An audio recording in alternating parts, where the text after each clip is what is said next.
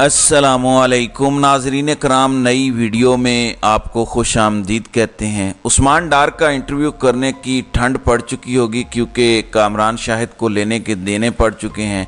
वहीं दूसरी जानिब उस्मान डार की वालदा का एक ताज़ा बयान जिसने ताकतवरों के तमाम तर मंसूबों को नाकाम बना दिया है और यूं लग रहा है कि अब जलती पर तेल पड़ चुका है।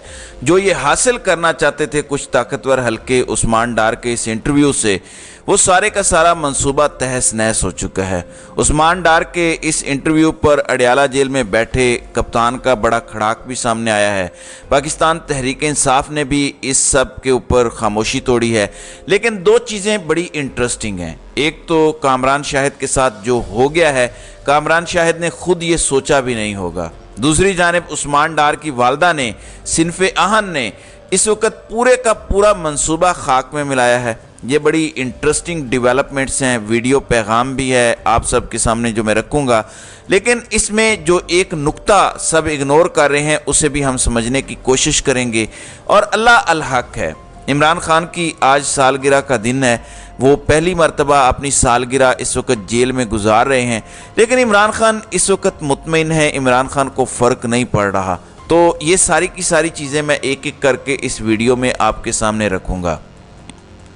नाज़रीन इकराम, इस वक्त पाकिस्तान तहरीक इंसाफ ने अपने मुनहरिफ रहनुमा उस्मान डार के इंटरव्यू पर रद्द अमल देते हुए इसे स्क्रिप्टेड करार दिया है। तफसीलात के मुताबिक पाकिस्तान तहरीक इंसाफ के मुनहरिफ रहनुमा उस्मान डार ने जो इंटरव्यू दिया, उसके बाद अब लोग इस पर अपनी खामोशी भी तोड़ रहे हैं। हमाद अजहर ने भी स्टेटमेंट दिया है कि अब जबरी प्रेस कॉन्फ्रेंस का फॉर्मेट बदल दिया गया है।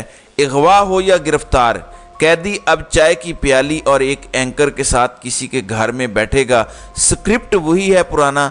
हम सोच भी नहीं सकते कि उस्मान डार के साथ पिछले 2 हफ्ते में क्या बीती होगी, किस किस हरबे को इस्तेमाल किया गया होगा उस पर, और जाहिर है कि ये कंसर्न्स हैं कि क्या कुछ किया होगा।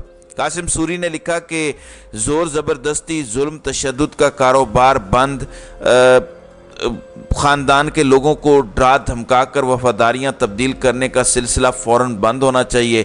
इमरान खान पाकिस्तान है और पाकिस्तान इमरान खान है। इस तरह पाकिस्तान तहरीक इंसाफ कमज़ोर नहीं बल्कि मज़ीद मजबूत हो रही है, और ये एक हकीकत है। अगर आप इस नुक्ते को समझ लें कि इमरान खान इन सारी चीज़ों से मजबूत हो रहा है, इमरान खान को कमज़ोर करना था, नैरेटिव बनाना था। उस्मान डार की वालदा का ज़रा आप बयान सुनिएगा, आपको समझ लगेगी और इसमें अहम नुक्ता भी हम समझेंगे। अब हाफिज़ फ़रत ने लिखा कि रूए ज़मीन पर कौन इस शख्स के इतराफ़ी बयान पर यकीन करेगा जो लापता अगवा शुदा शख्स गिरफ्तार भी नहीं या जेल में भी है। इन बयानात को अदालतें आसानी से मुस्तरद करती हैं और अवाम इंतखाबात में ऐसे बयानात की किस्मत का फ़ैसला करेगी। पाकिस्तान तहरीक इंसाफ से ताल्लुक़ रखने वालों को अगवा करके तशद्दुद का निशाना बनाकर वफादारियाँ तब्दील करवा कर इमरान खान के ख़िलाफ़ बयानात को कोई भी कबूल नहीं करेगा। हम सब समझ सकते हैं कि किस कर्ब से उस्मान डार और उनकी फैमिली गुजरी। इस वक्त यकीन माने लोग ना उस्मान डार को बुरा भला कह रहे हैं, लोग उस्मान डार की मजबूरी समझ रहे हैं। और वैसे भी उस्मान डार के साथ जो कुछ हुआ है वो बहुत कम लोगों के साथ हुआ है, उनकी वालदा, उनके घर वालों के साथ। और आपको पहला छापा याद है जिसमें पंजाब पुलिस के एहलकारों ने इंतहाई घटिया बात उस्मान डार की वालदा को कही। वो बात कौन भूल सकता है, वो वीडियोस कौन भूल सकता है। एक बंदा रुपोश है, आप उसके घर वालों के साथ करते क्या हैं? ख़वातीन, बच्चों और औरतों को, बूढ़ी खातून और उनकी वालदा और बच्चों के साथ आप करते क्या हैं? आप उनके घर जाते हैं, आप उनके घर को सील करते हैं और आधी रात ख़वातीन को सड़क पर छोड़ देते हैं बेसरो सामानी की हालत में। ये हमारे मुल्क के अंदर हो रहा है। ज़ाहिर है ये सारी चीज़ें हैं, लेकिन इस सब के बावजूद उस्मान डार डटे हुए थे। लेकिन जब से लापता हुए, सिंध हाई कोर्ट में उनका केस चल रहा था कि उस्मान डार के केस की FIR दर्ज कराई जाए, फ़ौरन दर्ज की जाए, क्योंकि वो सिंध से लापता हुए थे। FIR दर्ज नहीं हुई। सिंध हाई कोर्ट के ऑर्डर्स पर जो कुछ भी हुआ वो अभी तक किसी को नहीं पता कि उस पर अमल हुआ है या नहीं, लेकिन इंटरव्यू हो गया। अब पाकिस्तान तहरीक इंसाफ के जबरी तौर पर लापता किए गए रहनुमा उस्मान डार की मंजर आम पर अचानक आमद और एक निजी TV चैनल को इंटरव्यू पर पाकिस्तान तहरीक इंसाफ ने अपना रद्द अमल दिया है। मरकज़ी मीडिया डिपार्टमेंट خان صاحب کی منظوری سے یہ سٹیٹمنٹس ہوتی ہیں، خان صاحب نے ڈائریکشنز دی ہوئی ہیں، اور آپ کو پتہ ہے کہ رؤوف حسن بڑے اچھے الفاظ میں ایسے بھگو کر ان پردہ نشینوں اور طاقتوروں کے منہ پر جوتے مارتے ہیں۔ میں اس پر بھی بات کروں گا کہ کامران شاہد کے ساتھ جو ہوا ہے اور عثمان ڈار کی والدہ نے جو کہا ہے، لیکن یہ آپ نے سننا ہے اور سر دھننا ہے کہ پاکستان تحریک انصاف نے اس انٹرویو کے ساتھ کیا کیا ہے۔ نجی ٹی وی چینل کو عثمان ڈار کا انٹرویو نئی بوتل میں پرانی شراب قرار دے دیا گیا ہے۔ 24 روز تک نامعلوم اغواکاروں کی حراست میں گزارنے کے بعد عثمان ڈار کی ایک نجی ٹی وی چینل پر رونمائی بلا شبہ خود اغواکاروں کو بے نقاب کرتی ہے۔ یہ کہنا ہے پاکستان تحریک انصاف کا۔ عثمان ڈار کو 10 ستمبر کو کراچی سے جبری طور پر لاپتہ کیا گیا۔ عثمان ڈار کی جبری گمشدگی پر ان کی والدہ اور بھائی سمیت اہل خانہ کے متعدد بیانات اور پیغامات ریکارڈ پر موجود ہیں۔ پچھلے 5 ماہ کے دوران عثمان ڈار کی رہائش گاہ پر پولیس کے چھاپوں، ان کی والدہ اور دیگر خواتین اہل خانہ سے بدسلوکی اور ان کی فیکٹری اور رہائش گاہ پر پڑنے والے تالے پوری قوم دیکھ چکی ہے۔ ان 24 روزہ گمشدگی کے دوران جسمانی اور ذہنی تشدد اور جبر کے آثار، ان کی کانپتی آواز، متذبذب باڈی لینگویج اور بے ربط خیالات سے واضح ہے۔ 9 مئی کے 5 ماہ بعد 24 روزہ جبری گمشدگی کے بعد دیے گئے انٹرویو کی عوام کی نگاہ میں کوئی اہمیت نہیں ہے اور نہ ہی اس کی کوئی قانونی حیثیت ہے۔ خدشہ ہے کہ اسی قسم کے ہتھ کنڈے ہمارے دیگر اغوا کنندگان بشمول صداقت عباسی، فروخ حبیب اور شیخ رشید پر بھی آزمائے جائیں گے اور ایسے ہی مزید ڈرامے نشر کیے جائیں گے۔ ہمیں عثمان ڈار سے ہمدردی اور پارٹی کے لیے ان کی وابستگی کا کلیتاً احساس ہے۔ چیئرمین عمران خان کی بے گناہی اور تحریک انصاف کو میسر عوامی تائید کی گواہی خود عثمان ڈار نے دی ہے۔ ملک کو گھسے پٹے ڈراموں اور فلموں کی بھینٹ چڑھانے کی بجائے 9 مئی کے واقعات کی اعلیٰ سطحی عدالتی کمیشن کے ذریعے تحقیقات اور عوام کو ووٹ کا حق دینے کے لیے 90 روز کی دستوری مدت میں انتخابات کروائے جائیں۔ من جانب مرکزی میڈیا ڈپارٹمنٹ پاکستان تحریک انصاف۔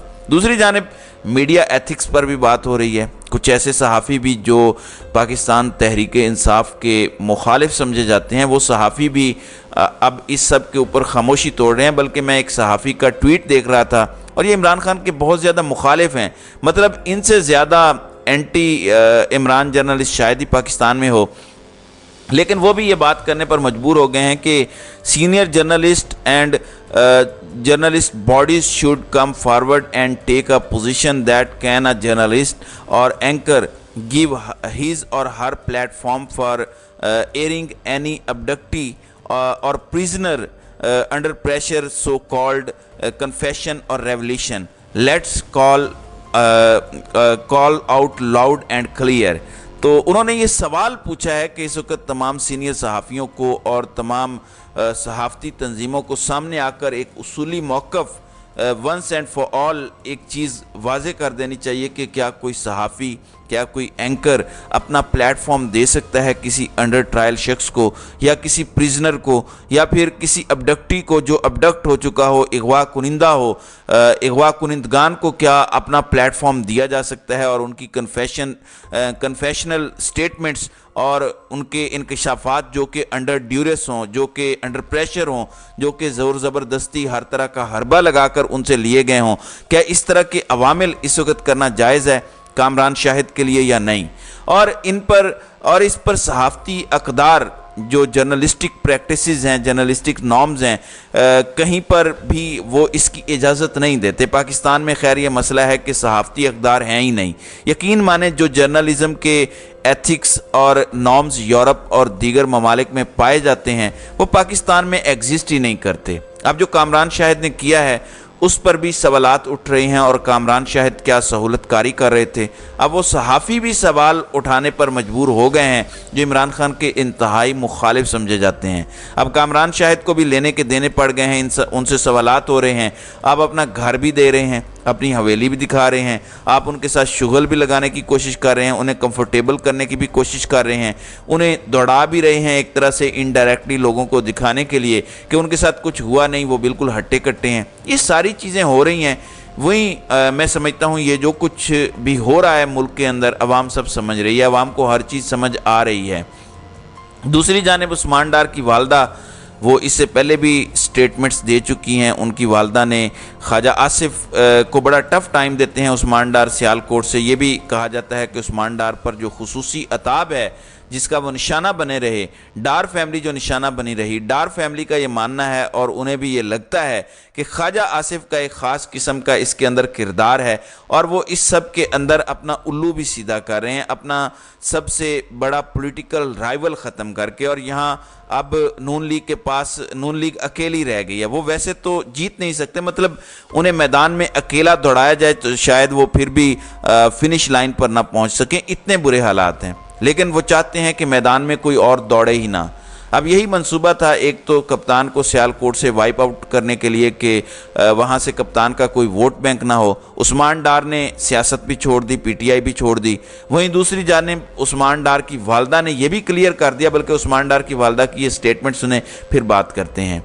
बिस्मिल्लाहिर्रहमानिर्रहीम। ख्वाजा साहब मेरी बात गौर से सुन लो, जो तुम चाहते थे वो तुमने उस्मान डार को गन पॉइंट पे रखकर अपने मकासद को पूरा किया है। सियासत उस्मान डार ने छोड़ी है, उसकी वालदा ने नहीं। अब तेरा मुकाबला मैं करूंगी सियासत में और मेरा चैलेंज है तुम्हें कि तुम मैदान में आओ और देखो कि तुम्हारे शेर का मैं क्या असर करती हूँ। तुमने जो तुम चाहते थे वो तूने तो कर दिया है। मेरा पहले भी वीडियो पैगाम था कि मैं इमरान खान के साथ डटी हुई हूँ और डटी रहूंगी। सियासत मैंने नहीं छोड़ी। अब मैदान में आओ तो देखो क्या होता है। जी नाज़रीन इकराम, आपने ये स्टेटमेंट सुनी और जिस तरह से ये डटी हुई हैं और जिस तरह से इन्होंने ये स्टेटमेंट शेयर की है, ये स्टेटमेंट इनके बेटे उस्मान डार के भाई उमर डार जो कि अभी रुपोश हैं उन्होंने भी शेयर की है और ये किसी भी सूरत पीछे हटने को तैयार नहीं है। सो आई पर्सनली थिंक कि ये एक बहुत बड़ी डेवलपमेंट है और जाहिर है कि इसने भी ताकतवरों का एक जो नैरेटिव फ्लॉप किया है। मकसद क्या था कि एक नैरेटिव बनाना था, बयानिया बनाना था इमरान खान के खिलाफ, जो नहीं बन पाया। नामुमकिन है कि बन पाए, बल्कि ये बयानिया उल्टा गले पड़ रहा है। इमरान खान की इससे भी पॉपुलैरिटी बढ़ रही है। आप सोशल मीडिया पर जाकर देख लें, ये मैं नहीं कह रहा, मैं सिर्फ वो रिपोर्ट कर रहा हूँ, आपको हकीकत बता रहा हूँ और हकीकत से मुँह ना छुपाएं, सच सुनना सीखें। आप पूरी तरह से फेल हो चुके हैं, अमरीकी गुलाम पूरी तरह से नाकाम हो चुके हैं। इसलिए अब ज़ुबान खल्क को नकारा खुदा समझें, हर चीज़ हल हो जाएगी। लेकिन ये ताकतवर समझने के लिए अनफॉर्चुनेटली तैयार नहीं हैं। तो नाज़रीन इकराम, आपकी इस वीडियो के हवाले से क्या राय है? आप अपनी राय का इजहार कमेंट सेक्शन में ज़रूर कीजिएगा।